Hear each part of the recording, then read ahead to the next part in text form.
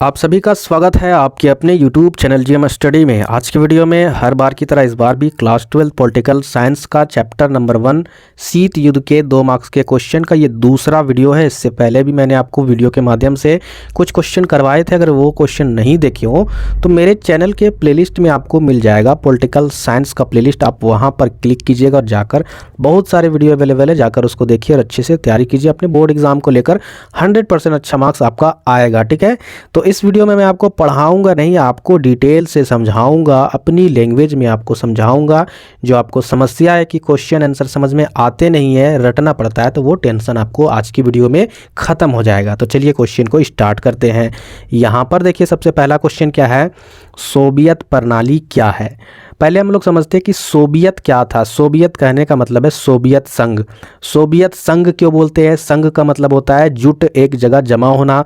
तो सोवियत संघ मतलब होता है यूएसएसआर, यानी रूस जो था, रूस को ही सोवियत संघ बोलते हैं, यानी रसिया को ही। ठीक है, तो रसिया जो था, रूस था, वह कई गणराज्य मिलकर, कई संघ मिलकर, गणराज्य के संघ मिलकर एक सोवियत संघ का निर्माण किए थे, इसीलिए उसको सोवियत बोला जाता है।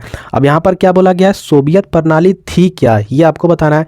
पूंजीवादी व्यवस्था के विरुद्ध में रूस में हुई 1917 ईस्वी की समाजवादी क्रांति के फलस्वरूप समाजवादी सोवियत गणराज्य अस्तित्व में आया। मतलब यहाँ से समझ जाइए ये लाइन क्या बोल रहा है।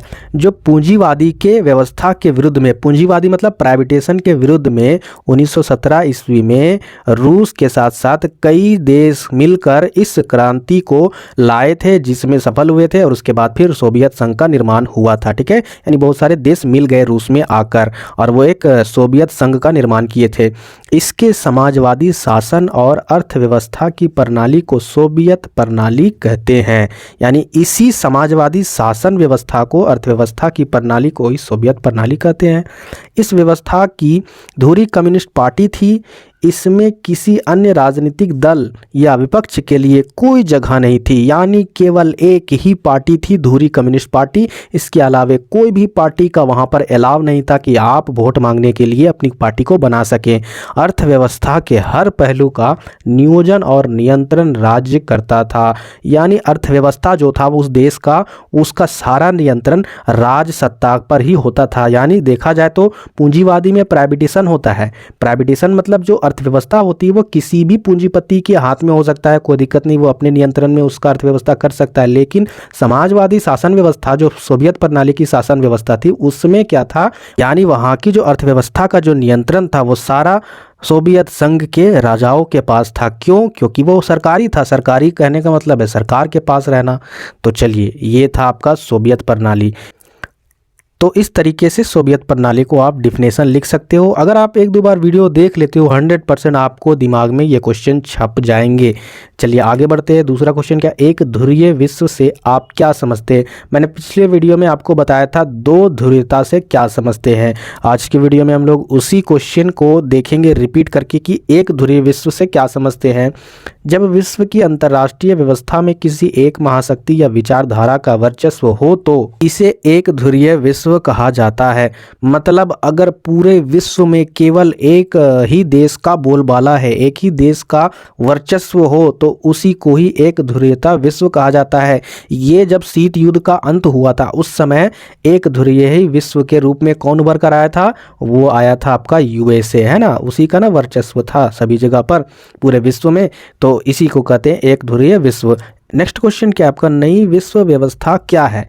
जो नई विश्व व्यवस्था थी वो क्या है, तो हम लोग अभी पॉलिटिकल साइंस का शीत युद्ध पढ़ रहे हैं, तो शीत युद्ध के बाद जो नई विश्व व्यवस्था थी उसके बारे में क्वेश्चन बताया गया। ये नहीं कि आप 2022 या फिर 23 के बारे में बता दो कि नई विश्व व्यवस्था क्या है। ठीक है, आप पॉलिटिकल साइंस पढ़ रहे हो तो पॉलिटिकल साइंस के हिसाब से आपको बताना है। तो चलिए हम यहाँ पर देखते हैं आंसर क्या है। सोवियत संघ के विघटन के बाद अमेरिका आज एकमात्र महाशक्ति है। आपको पता है सोवियत संघ जो यूएसएसआर था, वो शीत युद्ध के बाद क्या हुआ, शीत युद्ध का अंत होने का मेन रीज़न यही था कि इनके जो गणराज्य जो एक साथ थे वो टूट गए। जब टूट गए तो फिर इसकी शक्ति नष्ट हो गई, इसकी शक्ति खत्म हो गई, तो फिर सबसे ज़्यादा शक्तिशाली कौन बचा? यूएसए बचा।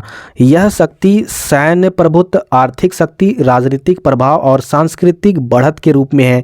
यानी अमेरिका कितनी शक्तिशाली है? तो उसकी सेना भी बहुत शक्तिशाली है, उसकी अर्थव्यवस्था भी बहुत ताकत है। यानी कहने का मतलब है, आप कंपेयर करो ना भारत से, भारत में अगर 80 रुपया है तो अमेरिका का $1 यानी अमेरिका के 1 रुपये के बराबर है। सोच लीजिए $1 आपका ये भारत का 80 रुपये के बराबर है, तो कितना शक्तिशाली अर्थव्यवस्था में। तो इस तरीके से हर चीज़ में, वो राजनीति में हो चाहे संस्कृति में, सभी चीज़ में उनका बढ़त्व बढ़ते गया, आगे शक्तिशाली बनते गया। अंतर्राष्ट्रीय क्षेत्र में शक्ति का एकमात्र केंद्र अमेरिका ही है, इसलिए उसका वर्चस्व है। अमेरिका के जो राष्ट्रपति जॉर्ज बुश जो थे, उसने एकल ध्रुवीय विश्व में अमेरिका वर्चस्व को नई विश्व व्यवस्था की संज्ञा दी। यानी अमेरिका का जो वर्चस्व आया शीत युद्ध के बाद, इसी वर्चस्व को ही नई विश्व व्यवस्था के रूप में एक संज्ञा दिया। और वो संज्ञा किसने दिया था? जॉर्ज बुश ने। एक नंबर के क्वेश्चन में भी पूछ सकता है, तो आप लोग यहाँ पर इस आंसर को देख सकते हो। आगे देखें, यहाँ पर क्वेश्चन क्या है? गुटनिरपेक्ष आंदोलन को शुरू करने में किन नेताओं की प्रमुख भूमिका थी? मैंने आपको पिछले वीडियो में आपको बता दिया था कि गुटनिरपेक्ष किसे कहते हैं। आज हम लोग जानेंगे कि इस गुटनिरपेक्ष आंदोलन में कौन कौन से देश भागीदारी लिए थे। गुटनिरपेक्ष आंदोलन की जड़ में युगोस्लाविया के जोसेफ ब्राज टिटो, यानी वहाँ के जो प्रधानमंत्री होंगे वो कौन थे? Joseph bras Tito. भारत के जवाहरलाल नेहरू और मिस्र के गमाल अब्दुल नासिर और घाना के क्वामे नुक्रुमा और इंडोनेशिया से सुकर्नो की प्रमुख भूमिका थी। यानी ये लोग खास किस्म की भूमिका निभाए थे गुटनिरपेक्ष आंदोलन में। इनकी अध्यक्षता में पहला गुटनिरपेक्ष सम्मेलन सन 1961 ईस्वी में युगोस्लाविया की राजधानी बेलग्रेड में हुआ और यह आंदोलन स्थापित हुआ। एक नंबर के क्वेश्चन में यह भी पूछा जाता है कि बताइए गुटनिरपेक्ष आंदोलन का कहाँ पर सम्मेलन हुआ था, आयोजन हुआ था? तो वो था आपका 1961 ईस्वी में युगोस्लाविया की राजधानी बेलग्रेड में। ठीक है, तो ऑप्शन में कभी बेलग्रेड रहता है, कभी युगोस्लाविया रहता है, तो दोनों कोई भी रहे, आप आंसर कोई भी मार सकते हो, कोई दिक्कत नहीं है। चलिए आगे हम लोग नेक्स्ट क्वेश्चन की ओर बढ़ते हैं। नेक्स्ट क्वेश्चन क्या है वो ध्यान से देखिए, ये सेम क्वेश्चन है, यहाँ पर वही क्वेश्चन है। चलिए आगे देख लेते हैं कि दूसरा क्वेश्चन क्या है।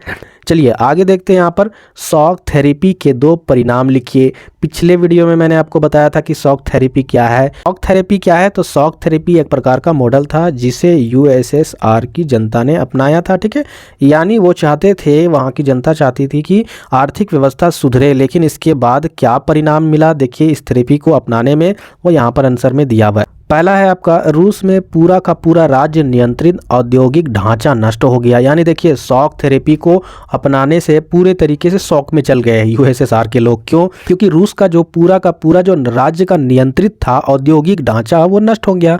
लगभग 90% उद्योगों को निजी हाथों या कंपनियों को बेचा गया। आपको पता है कि यूएसएसआर यानी सोवियत संघ रूस पहले क्या था? साम्यवादी, और साम्यवादी का मतलब होता है सरकारी। तो सारे औद्योगिक जो नियंत्रण थे वो सरकारी थे। अब क्या हो गया? प्राइवेट के हाथों में चला गया। प्राइवेट के हाथों में जाने से होता क्या, वो मैं आपको यहाँ पर वीडियो में बताऊंगा।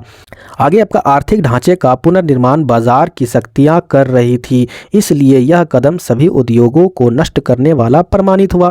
इसी इतिहास की सबसे बड़ी गराज सेल के नाम से जाना जाता है, क्योंकि महत्वपूर्ण उद्योगों की कीमत कम से कम करके आंकी गई और उन्हें कम दामों पर बेच दिया गया। माफिया वर्ग उभरा और उसमें अधिकतर आर्थिक गतिविधि पर नियंत्रण कर लिया। तीसरा नंबर है, रूसी मुद्रण रूबेल के मूल्य में नाटकीय ढंग से गिरावट आई। मुद्रास्फीति इतनी ज़्यादा थी कि लोगों की जमा पूंजी खत्म हो गई। सामूहिक कृषि प्रणाली का अंत होने से खाद्यान्न की सुरक्षा भी समाप्त हो गई। रूस को खाद्यान्न का आयात करना पड़ा। देखिए पूरे डिटेल से मैं आपको बता देता हूँ एक एक करके। जब ये मॉडल अपनाया गया ना, तो क्या हो गया? पहला तो आपका ये औद्योगिक सरकारी व्यवस्था से प्राइवेट हो गया। दूसरा क्या था? जो फैक्ट्री वगैरह था, ठीक है, उसके कीमत यानी उसके सामान की जो कीमत थी, पहले अच्छी कीमत मिलती थी जब सरकारी व्यवस्था थी, जब यूएसएसआर में, लेकिन प्राइवेटेशन होने के बाद क्या हुआ कि उसकी कीमतों में गिरावट हो गई, क्योंकि पौना पौना दाम मिलने लगा कोई भी सामानों का, चीज़ों का, जिस कारण क्या हो जाएगा, कोई भी औद्योगिक बचेगा नहीं बचेगा, तो उसका क्या हुआ, उसको बेचा गया। कैसे बेचा गया? इतनी कम कीमत में बेचा गया कि वह सारे फैक्ट्री उद्योग वगैरह सारे कुछ गैराज सेल के नाम से जाने गए। गैराज सेल में क्या होता है? एक वैसा गैराज जहां पर छोटे से छोटे कीमत में सामान मिलते हैं, ठीक है, क्योंकि महत्वपूर्ण उद्योगों की कीमत कम कम करके आंकी गई, अब जिस कारण क्या हो गया, माफिया वर्ग भी उभरा, यानी गुंडे माफिया लोग ये तो बढ़ेंगे भाई, क्योंकि वहाँ पर फैक्ट्री वाले को जब वहाँ पर अच्छी कीमत की चीज़ नहीं मिल रही है तो फिर लोगों को कहाँ से नौकरी मिलेगी, लोगों को कहाँ से पैसे मिलेंगे। तो माफिया, गुंडागर्दी, चोर चोर चकाटी ये सब तो उभरेगा ही। इसके बाद जो रूसी मुद्रा था रूबेल, जैसे हम लोग भारत में क्या बोलते हैं मुद्रा को, रुपया, तो वहाँ रूबेल के नाम से जाना जाता है। वहाँ की जो मुद्रा है वो एकदम नाटकीय ढंग से कहने का मतलब है, मतलब जैसे कि अचानक मतलब एकदम साए के नीचे चला गया। और साथ ही साथ लोगों की जमा पूंजी भी खत्म हो गई। ठीक है, सामूहिक कृषि प्रणाली का भी अंत हो गया, क्योंकि जो लोग साथ में खेती बाड़ी करते थे वो भी साथ में खेती बाड़ी नहीं करने लगे। और जिसके कारण क्या हुआ, खाद्यान्न की सुरक्षा भी समाप्त हो गई, जिस कारण से रूस में खाने पीने चीज़ों की कमी होने लगी। और फिर जानते हो इतना कमी होने लगा कि खाने का जो सामान था वो दूसरे देश से मंगाना पड़ रहा था, मतलब उसका आयात करना पड़ रहा था। पहले लोग यहाँ से निर्यात करते थे, इतनी खेतीबाड़ी होती थी, लेकिन अब आयात करना पड़ रहा था। किसके कारण, ये शॉक थेरेपी मॉडल के कारण। ये था आपका यहाँ पर डिटेल से आंसर। चलिए आगे हम लोग देखते हैं यहाँ पर नेक्स्ट क्वेश्चन क्या है आपका। उत्तरी अटलांटिक संधि संगठन नाटो क्या है, इसकी स्थापना कब हुई है। आगे यहाँ पर देखिए दूसरा यहाँ पर क्वेश्चन है, वार्सा संधि क्या है। ये दोनों डिटेल से आप समझिए ध्यान से। ये जो है आपका नाटो, ये अमेरिका का एक संगठन था, ठीक है। और ये जो आपका है वार्सा संधि, ये आपका यूएसएसआर रूस का संगठन था, ठीक है। तो हम लोग डिटेल से एक एक करके देख लेते हैं। अमेरिका के नेतृत्व वाले पश्चिमी गठबंधन ने स्वयं को एक संगठन का रूप दिया। अप्रैल 1949 ईस्वी में उत्तर अटलांटिक संधि संगठन यानी नाटो की स्थापना हुई, जिसमें 12 देश शामिल थे, ठीक है। आपको आंसर में क्या लिखना है, आप इतना याद रखिएगा, इसका फुल फॉर्म क्या होता है, उत्तरी अटलांटिक संधि संगठन। ये अमेरिका का एक संधि संगठन है जिसकी स्थापना 1949 में की गई थी। इसमें टोटल 12 देश शामिल थे। आगे यहाँ पर देखिए वार्सा संधि क्या है। वार्सा संधि नाटो की तरह ही पूर्वी गठबंधन को वार्सा संधि के नाम से जाना जाता है। इसकी अगुवाई सोवियत संघ ने की, मैंने आपको अभी बताया। इसकी स्थापना सन 1955 ईस्वी में हुई थी और इसका मुख्य काम था नाटो में शामिल देशों का मुकाबला करना। तो ये थे आपका शीत युद्ध से जितने भी 2 मार्क्स के क्वेश्चन इंपॉर्टेंट बन रहे थे, मैंने आपको सारे क्वेश्चन डिटेल से बता दिए हैं। आई होप कि आपको समझ में आए होंगे सारे प्रश्न। तो प्लीज़ वीडियो को लाइक कीजिएगा और साथ ही साथ जो भी नए व्यूअर इस वीडियो को देख रहे हैं चैनल को सब्सक्राइब तो ज़रूर कीजिएगा, क्योंकि मैं आपके लिए इसी तरह रेगुलर अपने भाषा में एक्सप्लेन करके वीडियो लाता हूँ। आज की वीडियो में इतना ही, तब तक के लिए जय हिंद, जय झारखंड।